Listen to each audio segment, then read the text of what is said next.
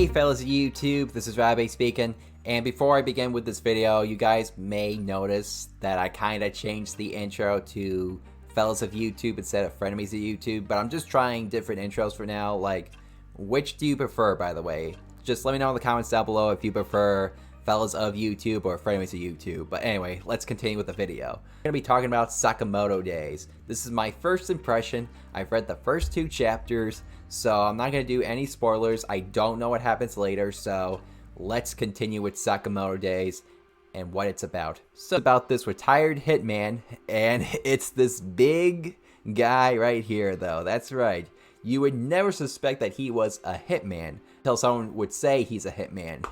He was pretty skilled at the time, and is still pretty skilled, but like, he used to get the job done. He used to get away with killing people, but after meeting the woman who would be the love of his life, it's just like, you want to know something? I'm done killing, I'm done being a hitman, so I'm just gonna relax, live a quiet life, have a wife and kid, and that's exactly what happens to him. And he also owns a store, so just sounds like the quiet life for him, till he meets another hitman called Shin.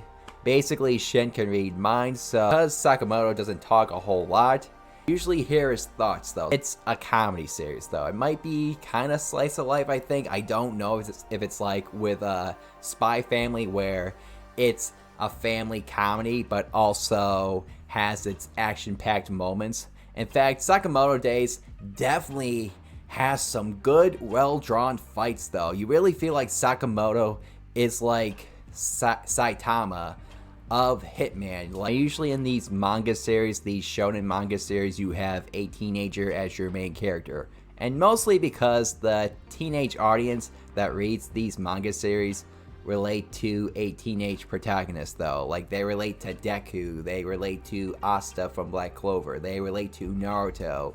And another thing though with these teenage protagonists is that they have big dreams. Wizard King, the #1 hero, the Hokage. Just, and you have Sakamoto Days, where of course he's already an adult. He doesn't really have any big dreams or anything. It's just living a quiet life. So how do kids find that fascinating? Well, maybe it just has something to do with where they don't really have these big dreams. Well, some of them at least. Or maybe it just has something to do with the story. Like, maybe they just want a simple comedy but also action-packed at the same time. Or just, it could be anything though. Let me know what you guys think though. Like, have you already read Sakamoto Days? Are you thinking about it? Let me know in the comments down below.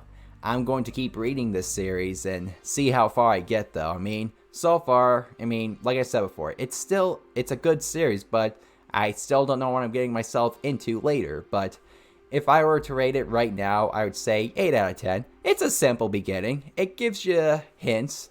It gives you an idea of what the story is, but it could change later on. Thanks for watching, guys. Please make sure to subscribe so that way you get more videos like this every time I upload. I'm Rabe, and may the anime force be with you.